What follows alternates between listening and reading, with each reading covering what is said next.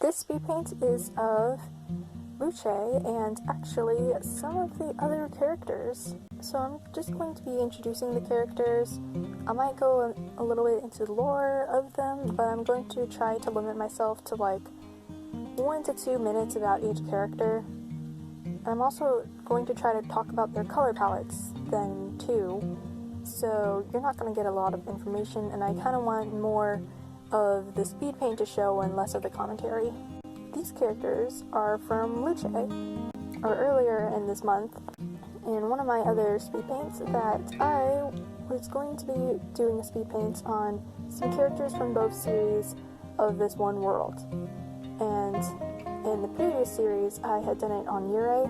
This series, I'm doing it on Luce.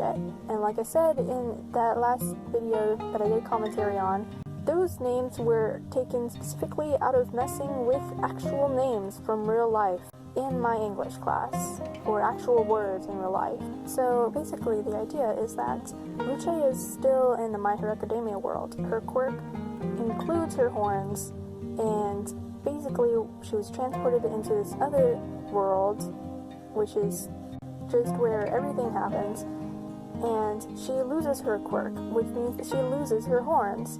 And if she still had her horns, then she would fit in perfectly with all these other people who have horns or antlers or whatever the heck. She sees all these people and they identify as that color. So if they're aqua and they have Asian features, they are not going to tell people, oh, I'm Asian, because that doesn't exist. They're going to tell people, oh, I'm aqua. They're like colored pencils, essentially. I originally had plans to paint art that I did of their original story, because what I do is I make banners for each story, kind of like how you see banners for webtoons and stuff. I was trying to make one of those, and I was thinking, oh, should I just like take a picture of this? I did, but it's in the wrong orientation, so I don't know how that will work. I decided her color palette when I was drawing what I thought was going to be my new banner, but it ended up being too much for me, so I just decided to stop it right there with only her and like I think Damien colored. I took the color straight from that. I don't know, she takes after Rachel from Angels of Death, but in this world she is much more happier, and she finds that her friends are much more nicer, and she likes these people much better than the people back at her old world. Moving on to the girl in the middle, her name is Joy, and her color palette hurt me the most. Like Andix's color palette, I really did not have an idea of how I wanted to do this. I was waiting until I had drawn all of their, like the pictures on their reference sheets, because I had only gone up to Helitis, but I was planning on doing Joy next, because I had drawn an amazing picture of like an interaction that they must have had between her and Helitis. I ended up like not ever getting there to that point, because I was looking back at my art and I was like, oh, this is so dumb, and like there's so much wrong with this, like I can't fix this. So I just abandoned the project, and there was actually barely anything wrong with it, and I had already done the line art for it. I had already picked out the colors for Joy. I just had to basically just color it.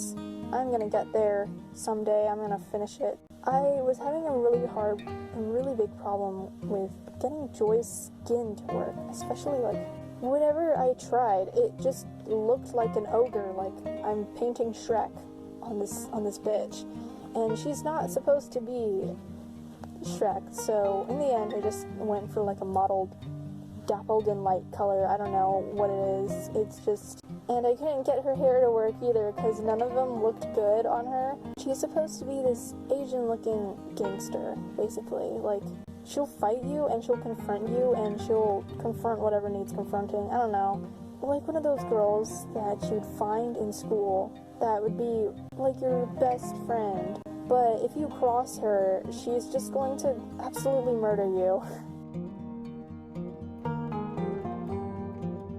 Talladega, he is the guy at the very right, and I'm actually very proud of his design.